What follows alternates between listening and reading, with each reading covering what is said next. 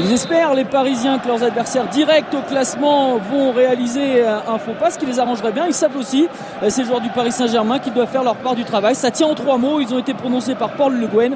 Tenir la cadence, cette cadence qui a permis au Paris Saint-Germain de gagner à Ajaccio en Coupe de France et de battre Sochaux il y a 15 jours en championnat.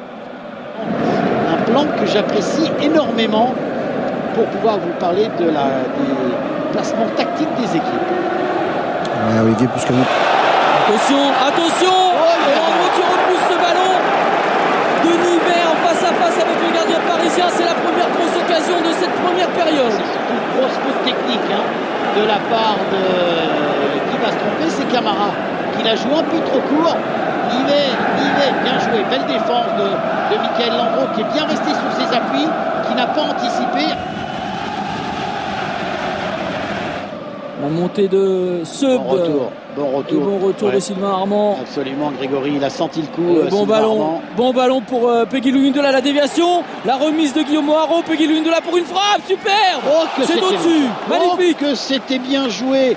La complicité entre Louindola et O'Haraud. Regardez, on va voir sur ce premier ballon de Sakho, la déviation de la tête, la remise de O'Haraud et l'enchaînement. Malheureusement, ce n'est pas cadré, mais que c'était bien joué de la part de ces deux joueurs.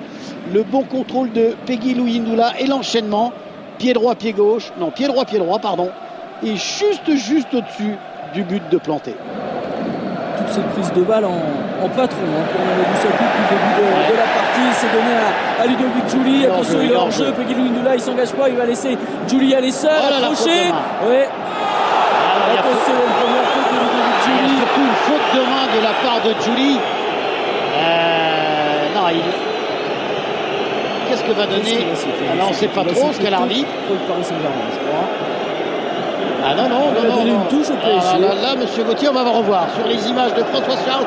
Regardez comment Ludo de la main va faire une première faute. Là, il y a une faute, il y a pénalty de la part de Lemaître. Mais là, il y a cette faute volontaire de la part de Giuli qui arrête le ballon, qui le remet dans le sens du jeu. C'est parce qu'on a joué côté parisien. Peggy Louindola, il n'a pas sifflé, monsieur Gauthier. Il y avait un accrochage entre Guillaume O'Haraud et Vincent Planté. Le jeu se poursuit.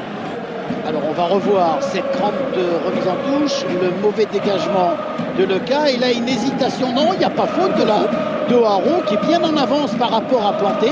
Regardez bien, on va le revoir sur ce ralenti qui va être encore plus parlant. Absolument pas faute de la part de O'Haraud et Peggy Louindola qui va voir son ballon longer la ligne de but mais ne pas rentrer. O'Haraud et Clément. Il y a de la maîtrise dans ce qu'ils font les Parisiens. Ça s'est donné bien. Vers Peggy Louindola, pas hors jeu face à Planté. Il va pouvoir frapper. Là, il a hésité entre le lob et la frappe, je crois. Ouais.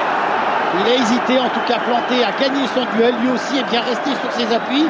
On va suivre Peggy Louindola, non, qui n'est pas du tout en position de hors-jeu. Le contrôle est mauvais. C'est peut-être ce qui le perturbe dans sa tentative. Ensuite, belle initiative de Planté. Ça gêne un peu les joueurs de Paris sur ce coup-là.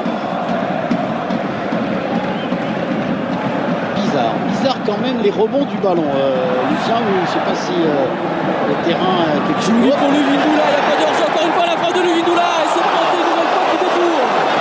Que c'était bien joué de la part des Parisiens, encore une fois, maîtrisant assez bien leur football sur ce dégagement raté de Planté, récupération parisienne, le bon ballon pour Giuli, le ballon entre deux pour Peggy Louindola et la belle intervention de Planté. Essayons encore. Clément. O'Haraud, la remise sur Clément. Louindola dans la surface. Clément, la frappe du gauche est repoussée. O'Haraud a suivi. Et l'ouverture du score pour le Paris Saint-Germain. À la suite d'une action menée côté gauche chez O'Haraud qui intervient pour inscrire son 13e but de la saison. On va revoir ce ballon qui va être pris par Cessignon. Premier dribble gagné. La relance un peu approximative du défenseur. Ensuite s'enchaînent plusieurs 1-2. Il y a de la réussite. Planté sur la frappe de Clément. Mais Guillaume O'Haraud a été le plus prompt pour jaillir devant Lemaître pour inscrire dans le but vide. Premier but du Paris Saint-Germain. Armand est à la touche. Cessignon, pas de faute. Récupération Sorbon. Armand. Cessignon, pas hors jeu. Non, il est pas hors jeu. Cessignon, pied droit. dans l'axe pour Guillaume Haro. Le contrôle, la frappe de Haro à terre, c'est repoussé pour Pegguy Louindoula, le deuxième but parisien. Un peu à l'image du premier but, c'est sur une action bien suivie par les attaquants du PSG que Paris double la mise. Après Haro, c'est Pegguy Louindoula qui vient marquer le but pour Paris. Alors suivons bien cette action qui a amené le but. Regardez la position de hors-jeu de Sessegnon au départ du ballon, sur ce ballon de Sylvain Armand. Et c'est vrai que l'arbitre assistant aurait dû lever le ballon. L'enchaînement est parfait. O'Haro, la frappe de O'Haro détournée par Planté. Et Pegguy Louindoula, lui, est en bonne position pour inscrire le but. Et on va voir, vous voyez, Eluchan qui lève la main pour signaler la position de hors-jeu de Sessegnon. L'arbitre assistant ne l'a pas suivi. En tout cas, O'Haro en a profité. Et surtout, Pegguy Louindoula pour inscrire le deuxième but. Ben Kalfala. Ballon en profondeur. Julien Toudy qui a se présenté face à Michael Landreau. C'est encore gagné. Le duel par le gardien parisien derrière De Rouen, mais au-dessus. Ouais, superbe ballon de Nivet pour Toudy qui ne peut encore une fois gagner son duel face à Michael Landreau. Pourtant le contrôle est bon, il se met dans le bon sens. La frappe est instantanée, Landreau est là. Et ensuite De Rouen qui est un petit peu trop vite sur le ballon. Donc il est en arrière au moment où il frappe et il ne peut cadrer. Kezman, la remise pour Sessegnon dans la surface. Il y a un beau coup à jouer pour les Parisiens. Même si on est obligé de temporiser. Sessegnon face à Sorbon. Il prend son temps, Stéphane Sessegnon. Il n'a pas vraiment le choix. Il est passé entre les deux canets. La frappe de Sessegnon. Oh, quelle action encore une fois menée par le Béninois qui réalise un match énorme encore aujourd'hui. Mais l'erreur des défenseurs de Caen, c'est de laisser Sessegnon se retourner. Regardez, bon, on le verra tout à l'heure au départ. Là, il joue parfaitement le coup entre les deux défenseurs. Ensuite, sa frappe est puissante au premier poteau. Elle n'est pas cadrée. Voilà la tribune avec Philippe Boindrieux qui est le directeur général déjà du Paris Saint-Germain qui pourrait prendre du poids dans le nouvel organigramme. Savidan à nouveau face à Armand, Savidan la frappe et c'est pris par Michael Landreau. Et c'est fini. La fin du match. Ouais. Paris qui avait à cœur de démontrer que les secousses qui agitent l'administratif du club ces derniers temps n'ont pas de prise sur le sportif. Démonstration réussie.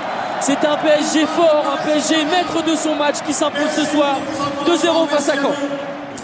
Et oui, à Paris, il y a de l'animation sur la pelouse, vous venez de le voir, de l'animation en coulisses, Grégory l'évoquait, bref, de l'animation à tous les étages. Alors on retourne au parc et on fait le point avec Grégory Novak.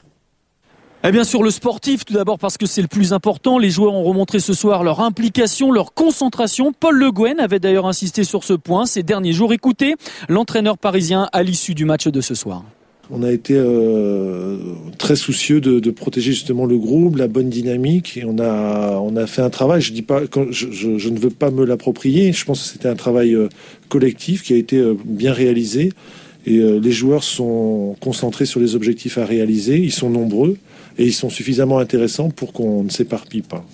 Et Paris a réaffirmé les ambitions d'un club encore engagé dans 4 compétitions. Alors au cœur de cette victoire, Pegguy Louindoula, il a été titularisé par Paul Le Guen ce soir. Et il a été un des Parisiens qui se sont le mieux illustrés dans cette partie. Pegguy Louindoula qui a tenu à faire une petite mise au point à l'issue du match. On a évoqué un possible départ à l'issue de ce mercato d'hiver de Pegguy Louindoula. Pas du tout, a réaffirmé l'attaquant parisien. Lui se sent bien au club. Il y a des négociations. Il veut prolonger son contrat qui court jusqu'en juin 2010. Mais pas question de rentrer dans un bras de fer. Il veut rester au club, réaliser une grande saison avec le club parisien. Et puis l'actualité de Paris, ce sera cette semaine, mardi, exactement l'assemblée générale du club avec un nouveau conseil d'administration, normalement un nouveau président qui devrait être, selon nos informations, Sébastien Bazin, qui est le représentant de Colonie Capital, l'actionnaire majoritaire du club parisien, avec pour gérer les affaires courantes, Philippe Boindrieux, qui est déjà directeur général du Paris Saint-Germain. On veut pas se précipiter, on veut prendre son temps, construire